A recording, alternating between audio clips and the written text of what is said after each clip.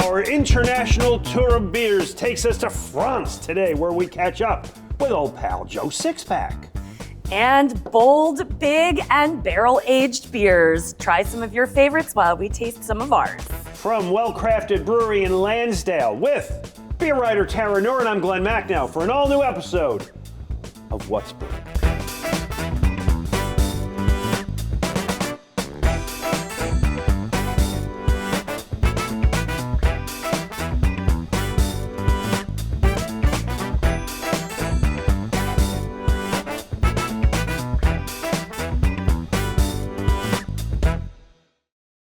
So we've had the pleasure of visiting some great Montgomery County breweries this season.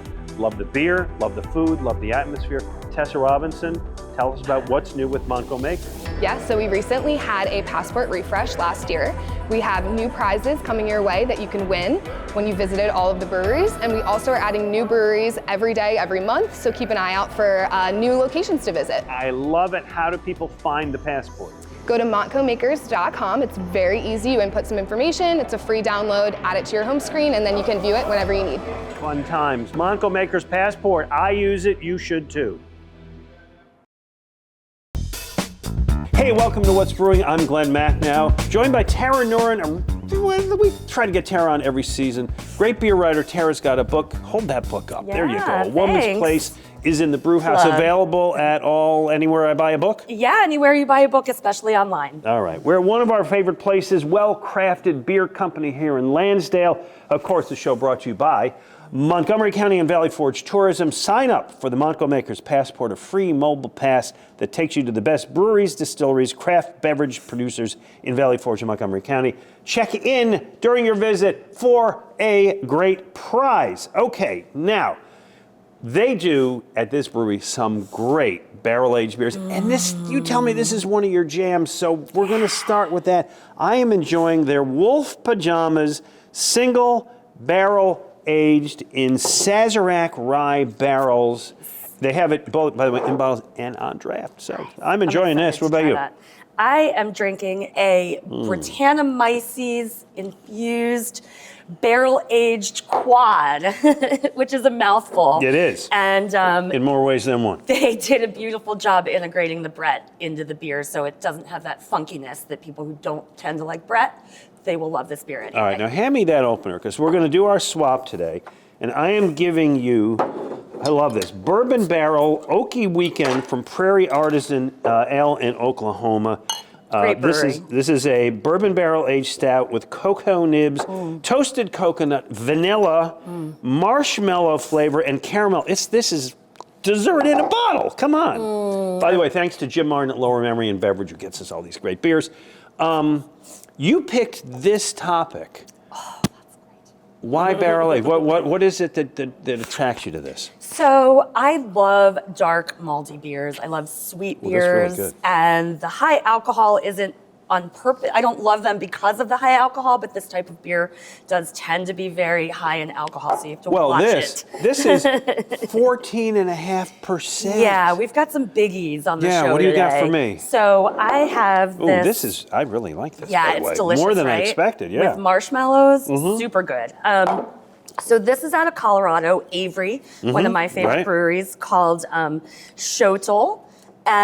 Which is, by the way, good luck pronouncing this. Right. It is Xolotl. It's like, seems like somebody wrote in like shorthand on Twitter or something. Yeah, so with these Mexican style beers, often they put a lot of X's in them. Yeah. So this is a Mexican style stout, barrel aged, which combines two of my favorite types of beer. We've got the barrel aged on wood, and then we have the Mexican style, which, have you ever had mole sauce? Oh, love mole sauce. Love mole, Chicken right? mole? Oh, yeah. So good, yeah. I miss Tequila's restaurant, 17th and Locust. Anyway, Oh, yes. that's a great place. Yeah. And Mexican hot chocolate, too. So if you've ever had any of that. Now, with this one, I taste the wood. Yeah. I definitely taste the barrel. What is gained by aging these things? This one, they told me here, Doug Bellinger told me they aged this one for 2 years. That's right. Okay, so what is gained by all that? So a lot is gained by aging in a barrel. You can mellow out the beer, let some of those rough flavors, some of the sharper edges calm down. Also with a barrel, this is counterintuitive for people who know a little bit about brewing, because when you're brewing, you don't want air in the process for most of it. Right. But when you're barrel aging, you do want that air to come in because it can infuse mellower flavors, and then you also pick up all the flavors of the barrel itself. Right. These are not cheap. None of these are cheap. No. Well, so you just mentioned he had been aging that particular beer for 2 years. Yeah. So barrel-aged beers take up real estate, right? Because you need the barrels, Right. which have gotten expensive over the past few years, actually. And then you need to find a place to keep them and let them sit for a couple years while you age. So real estate. Okay, I get hence it. them being expensive. Exit question. Okay. I'm only drinking this at home, fireplace, reading a book, cat on the blanket, like that. You do not drink one of these and like get behind the wheel. Or, No. Right? You take care. No, this one is I think was 11 point something percent. Yeah. You said yours was 13. Yeah, Right. If you're yeah. drinking barrel aged beers, you want to stay home. Be careful, but enjoy, because these are really nice. All right, coming up, we've been having a great time this year, starting our local craft beer hall of fame. Tara's got a couple of inductees, but we've got our friend beer historian Rich Wagner, who's going to go way back and give us some of the old timers. We're at Well Crafted Beer Company here in Lansdale. Tara Noor and Glen Macnow. What's brewing? This island is our home. Here, the rhythm of life is set to the ebb and flow of the tides. From sunrise serve sessions to sunset clam bakes, every moment is a shared experience among locals and visitors. A place where time slows down and problems are left behind as we cross over the causeway. Whether LBI is a summer colony to you, your home, or maybe you've never had the chance to visit, this is our way of capturing the essence of our island home for you to experience. We invite you to crack open a can and raise a glass as we celebrate the spirit of Long Beach Island with LBI Lager.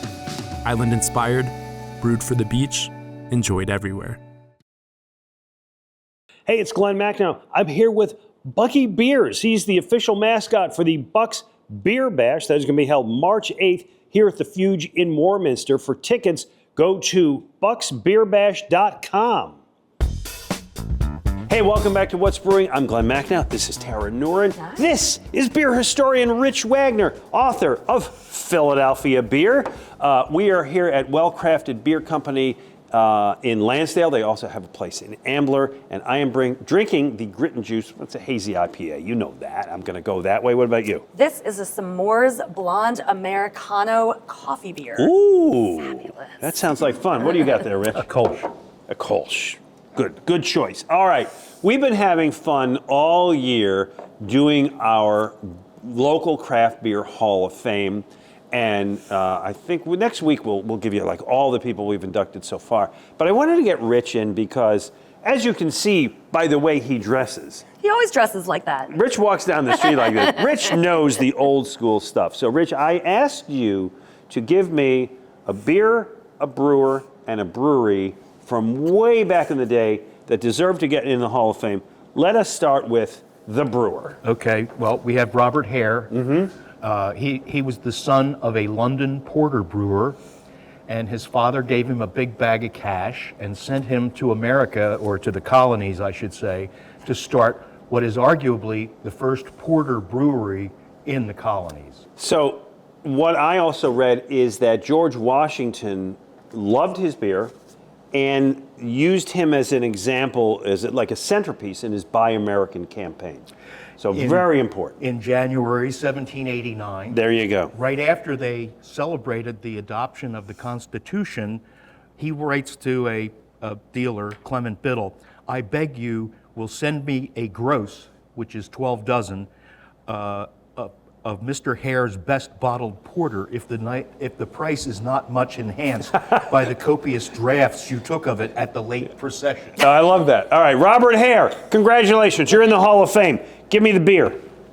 We got the world's attention when Bergner and Engel took the grand prize, the only grand prize at the Paris exhibition in 1878 for their Tannhäuser beer. Tannhäuser beer, you're in the Hall of Fame. Congratulations. It's been 150 years, but you get there. Or They two, had something more than they that. had 8 awards in over 20 years in Brussels, Chicago World's Fair, Antwerp, and So other places. internationally, Philadelphia got a great It reputation. got the attention of the German brewers. I'll All right. tell you that. Now, the brewery is certainly one that everybody has heard of, and I love your choice here. Well, the last brewery, the last man standing, Yeah. in 1987, Schmidt's closed, and it was the first time in over 300 years that there were no breweries in Philadelphia. But When Schmidt's, they were around, he started out, it was a small porter and ale brewery. He started working there. A couple years later, in 1860, he purchased it. And then from then on, it was just growth and becoming larger and larger and larger until it became the largest brewery in Pennsylvania. great job, Rich. Now, Tara, you have a couple, not quite as old, but what I like is you're giving us a Delaware and a New Jersey inductee. So we'll start with Dogfish Head, everyone's beloved Dogfish Head.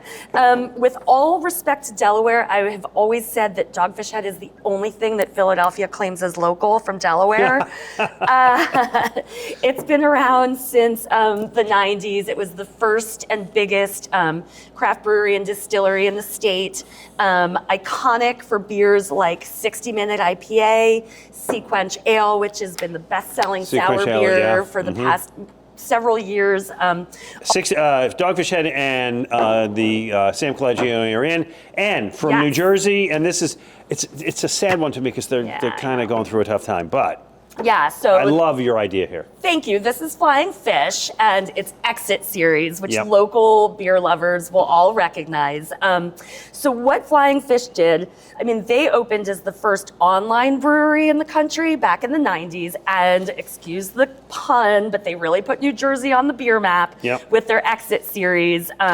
What they did was basically create a series and name all these beers after exits on the turnpike. And made it relevant to that. Yes. So this is, so now, well, I don't want to jump ahead of you, but they got sold, right? Right. They declared bankruptcy and a Yes. Baltimore brewery took over. This Guilford was Hall, yeah. this was the Exit 3, Right. which was very much with the blueberries. As you can see, it's now Braggot Ale. It's no longer the Exit series. I hear they might bring the Exit series back. That is what you said. That would be great. Good stuff. Flying Fish Exit Series is in. Sam Calagione and Dogfish Head is in. Brewer Robert Hare is in. What's Tannhäuser? What's the name of the beer? Tannhäuser. Tannhäuser beer is in, and Schmidt's Brewery. Great stuff. Rich, great stuff. Thank you. Thank you. Tara, well, you're coming back Thanks. next I'll be segment. back. All right. Next up, we go to France and check in with our pal Joe Sixpack, who we are looking forward to talking to about French beers in our international series of beers from Well Crafted Beer Company in Lansdale. Tara Nor and Rich Wagner, I'm Glen Macnow. What's brewing? Andrew, I need your help. I've got all kinds of friends and family coming into town this weekend. What am I giving them? Type A West Coast IPA is tough to beat with its bold citrus and pine hop flavors. Oh yeah, it's Type A for sure. Absolutely. Then again, there's Ring the Bell American Lager. Crisp, clean, the classic go-to all year round. Oh, easy drinking it is. Yes, it is. Then there's always our award-winning Puddler's Row Pub Ale. Oh, I love me an English style ale, but you know, I'm partial to those hazy IPAs. Yeah, how can we forget Life Coach Hazy IPA? Ooh, Andrew, pretty good answers. You know what? I think I'll take them all. It's going to be a memorable weekend. Cheers to you. Cheers to you.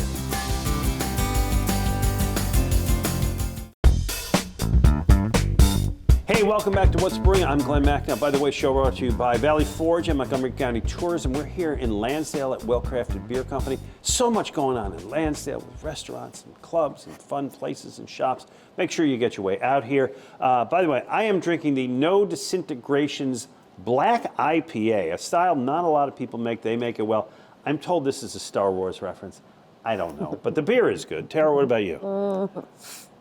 I'm drinking a cacao stout. Oh, there you go. But You're here in we your are jam again today. with the Mexican style stouts, cacao, peppers. It's got some nice heat to it. Beautiful. And Rich, what do you got? Vienna Lager. Oh, there you go. You have a theme as well. Salud. All right. All year we have enjoyed doing an international tour of beers. We've been to different parts of the country, different parts of the world. We're going to do France today. And you know what? Our old partner, Joe Sixpack, moved to France. So before we go any further, let's check in with Joe Sixpack. Greetings from beautiful France, guys. You know, contrary to popular belief, France does drink beer. It loves its wine, but there are actually as many breweries per capita here in France as there are in America. Now, traditionally, beer in France comes in 3 different categories: blonde, amber, and brown. The problem is, very general categories, you're not always sure what you're going to get. For example, if you go into a cafe and ask for a blonde, you might get something like Kronenbourg, or you could get an IPA. So the first one I want to show you is, in fact, a brown beer. This is the Bonne Humeur, which is good humor. It's a brown ale. It's from Brittany, right here in the western part of France. And it's a really big beer drinking area here. And this brewery here in particular has a lot of big fans. Get it at most of the local bars. That's Bonne Humeur Brewing. My next beer is Cool Jazz from La Debouche Brewery in Angoulême, which is in southwestern France. Now, the French do copy the Americans on a lot of stuff. Lots of French words come from America, and in this case, a name of a beer, Cool Jazz. I mean, it's an American name. This is a double dry hopped IPA, and that's another thing that the French copy from the Americans is American beer styles. This is a cloudy IPA, very typical from the small breweries in France these days. Unfortunately, a lot of them are forgettable. This one's pretty good. It's been around since 2013, so the guys from La Debouche do know how to make a good beer. Finally, this is probably my favorite French beer, Trois Monts from Saint-Sylvestre Brewery. It's up in the Flanders region, and that's very close to Belgium, which has a lot of influence on this style of beer. It's a Flanders style beer made with like a Belgian yeast. It produces a lot of spiciness out of it. One of the things I love about this beer, it's a supermarket beer. That means you get it at a really great price. A big bottle like this, about $3. I'm not sure if you can get this one. It used to be in America. Go look for it again. I highly recommend it. That's it from France, guys. Great to see you. As we say here, à votre santé. All right, good stuff. But we can't get most of those beers here. So I shopped around, I looked. What you can get here, not surprisingly, as he mentioned, is Kronenbourg. This is their Blanc, their white, 1664. Story with this, it's a golden pale lager, ABV of 5.5%, uses the same recipe they used in 1664. I guess they like it. Contains Strisel spite hops, unique to Alsace. Okay, citrusy taste. Let me do the French toast. French toast, yeah. The way you toast in France, yeah, is, well, you know this, à votre santé, and you're supposed to toast in order of seniority. So, Rich, I'll go to you first. There you go. À votre santé. Or, que la fête commence, let the party begin. Let the party, laissez les bon temps rouler, like they say in New Orleans. As they say. French wines are great. French beers, not so much. Give me the quick 20-second reason. Yeah, you know, craft beer hasn't really taken off in France, and it's not just because of the dominant wine culture. There are a bunch of historical reasons, including that after the French Revolution, around the same time as ours, a lot of the monks left France. They scattered, they fled. All right. And they were the ones making a lot of the good beer in Europe at that time. Yeah. And until about 15 years ago, beer was really considered to be the drink of poor people. So. They're snobs over there, Rich. Les snobs. What do you think of this beer? It's got this tartness to it. It does. I like. Yeah, I do too. It's very citrusy. I actually do like it, but the point, it's fine, but I can get 100 beers around here as good or better than this. All right, time for our photo contest. And what we had this week is we wanted very simply a picture of you homebrewing. Here's our winners. This is Brad Risch. Says he's been homebrewing since the early 90s. He is shown 90s. He's shown here as a guest brewer at his cousin's wedding. Nice. He says thanks for the shout out to the homebrew community. Cheers. Keith Beeman. He is here brewing a session IPA to help raise funds last year for the Maui wildfire victims. Thank you. And this is Jeff Martin. obviously working hard at it. The beer is brewing. Jeff is taking a nap, basically. Or next week, here it is. We need a picture, very simply, you with a beer with a pet. You got to be in the picture, your pet and the beer. Oh, Tara, with your cat. I'm torturing my poor That's very cat. sweet. Yeah, She your cat doesn't seem to love it. No, she doesn't like taking pictures with me, and she's more of an IPA girl anyway. All right, well, send us a picture of you with the beer, with the cat. Hey, Rich, thanks for being our guest today. Thank you. Tara and I will be back. We're going to talk to Doug Bellinger, who runs it. His wife runs it, but he kind of runs it too, here at Well Crafted Brewing Beer Company in Lansdale for What's Brewing. Hey, welcome to What's Brewing. I'm Glen Macnow. This is Tara Noren, author of A Woman. What's the name of the? Sorry. That's okay. Sometimes I have to A remind Woman's myself. Place is in the brew house. There you go. This is Doug Bellinger, who is the co-owner here of Well Crafted. Of course, we're brought to you by Valley Forge in Montgomery County. And this brewery, by the way, right adjacent to the train station. With all of these big barrel-aged beers we're drinking, I took the train from Camden, Very and smart. I'm thrilled about it. All right, Doug, first of all, what am I drinking? What'd you set me up with? You are drinking our Freeform 8, which is our Brewers series, and that's a double West Coast. Nice. What about Tara? Tara is drinking our Bill's Pick Ale, which is a Beer with Friends collaboration we did with 313 South up in Bethlehem. And that is a spicy pickle beer, which is very different for us to do. But it was a really fun collab, and it's been well received. So. All right, we're going to get to the specifics of that in a minute. By the way, what about you? I am drinking Zero, which is our hazy pale ale, 5.5%, super crushable. Like, this is one of the ones that we distribute around the city. So, We enjoyed your hazy IPAs. I think Tara especially enjoyed, not hazy, I'm sorry, your barrel-aged beers. Yes. I think Tara particularly Yes. enjoyed these barrel-aged. Very much. Tell us just a little bit about the program you got going with that. We absolutely love barrel-aged beers. You had a reference back to Goose Island. Like, just the way that you go about it is an art, right? Like, you're putting it in barrels, you're picking the right barrels. We have single barrel stuff like the Sazerac Rye. We blend barrels as well to try to get them. You have a very unique one with the quad that you had earlier. So that was one we did a couple years ago with Ambler Beer Company. Before we took over that location. And then we kind of brought a homage back. So the Infinity Quad is actually tied back to where we all went to school at RIT. But the program's been really fun for the brewers, and we continue to try to make the art out of it, right? Whether it's a oak barrel, whether it's a wine barrel, whether it's a whiskey bourbon barrel, they're great beers. They're fun. So, All right, these are interesting times within the industry, and we've talked about this in recent episodes. There's a lot of competition, both within the industry and from other entities.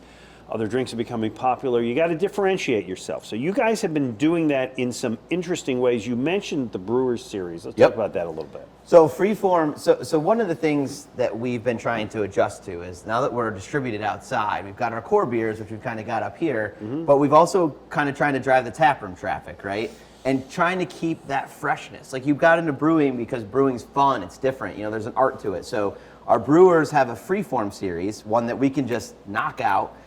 We've got an amber ale that we're almost out of, and then we've got the West Coast ale, which you're drinking now, where we've done a lot of different things from pale ales, we've looked at Irish stouts, so it just gives them that art and that creativity that's a little bit challenging when you're trying to go out into the bigger world, because not everybody can accommodate 15, 20 different beers anymore. So this is your brewer, his or her kind of passion. Yes. And I got to come here, or you place an Ambler to get it. Exactly. Yes. Okay, makes sense. And you can get them in crowlers if you want to come and get them in crowlers. But it's a way to come in and see the people again. And I think for a while we lost a little bit of that. I love that. We talked in a recent episode how sale of draft beers is down in recent years. And I mean, it kind of almost stems from the pandemic, where people just kind of used to staying home and drinking. Yeah, we did so well training people to stay home and drink. You now have to figure out ways to bring them back into the tap room with events, activations. Get out, have fun. It's good for you. It's healthy for you. Go see people. Come here. All right. The other thing you're doing, very interesting collaboration, because collaborations have been part of the industry for a while, but you've got a little bit of a different spin. Yeah, so we've done collabs in the past with other breweries. We've done collabs for charities. We've recently started doing it with some local businesses that we're friends with, So we did a beer with the Biscuit Lady down in Plymouth Meeting. Huge fan of them. Ooh, what was that beer? That was a blueberry biscuit sour. Wait, And, where? we ran out. So there might be a tiny bit left in Ambler, but she is fantastic. Tara was amazing to work with on that. And then as we started to introduce this concept, we ran into 313 South, which was Bill up there runs that. And we had some fun at the bar. We were trying to sell him some beer. He was trying to tell us that he's got this pickle beer or this pickle martini. And we started to blend it together, and it turned out to be a really cool beer. So this is the pickletini that you have. Yeah, Yes. so this is Bill's Pick Ale, which is a spicy martini base tied to a beer that we make that like we mix together. So Yeah, it works. It's huh? really good. Okay. It took a lot of work to genuinely get does. the ratio. I drank a lot of that. The ratio Take a lot is for me to key. try that one, but I get it. But, I understand. So yeah, we'll continue to figure out ways to work with some of these guys. We did Pozo was a beer we did kind of with El Limon, and we did Cinco de Mayo last year, and it's finding those relationships. Right, you are whatever 2 doors down from El Limon, Yeah. so your collabs are really local. Right. Really, I love that. I think that's a great idea. All right, tell people how to find you, your hours, etc. So we And are. events. Oh, and events, yes. We are in Ambler. We're in Lansdale. Our hours are typically in Lansdale from 3 o'clock to 10 or 11 o'clock. On weekends, we're open starting at 12. And Ambler's, check those out on the website. Yeah. Event-wise, we've got a lot of fun things going on. In Lansdale, we've actually been doing a lot more music. So we've Nice. We've got U2 tribute bands and Beatles tribute bands and Bon Jovi. So check our schedule for music. It's right. That's like my strata of music. Oh, yeah, I'm right- all of the Comedians. Beatles, yes, Bon Jovi, yeah, you got me in all those. So it's again, we're trying to push experience, right? Like the beer is there, it's fantastic, we love it. It's really trying to get people in. Love it. Beer that we have coming out is our Irish potato. So we're getting into the season for St. Patty's Day. So that by the time this airs, like that's going to be on the street. And yeah, we've got a lot of fun stuff coming up. So. Doug, always a pleasure. Thanks again. We've been here Cheers. before. We love coming here. Thank you. Thanks, Tara, thank you so much for Robert, being part of it. thank Rich you. Wagner as well. We will see you next week for an all-new episode of What's Brewing.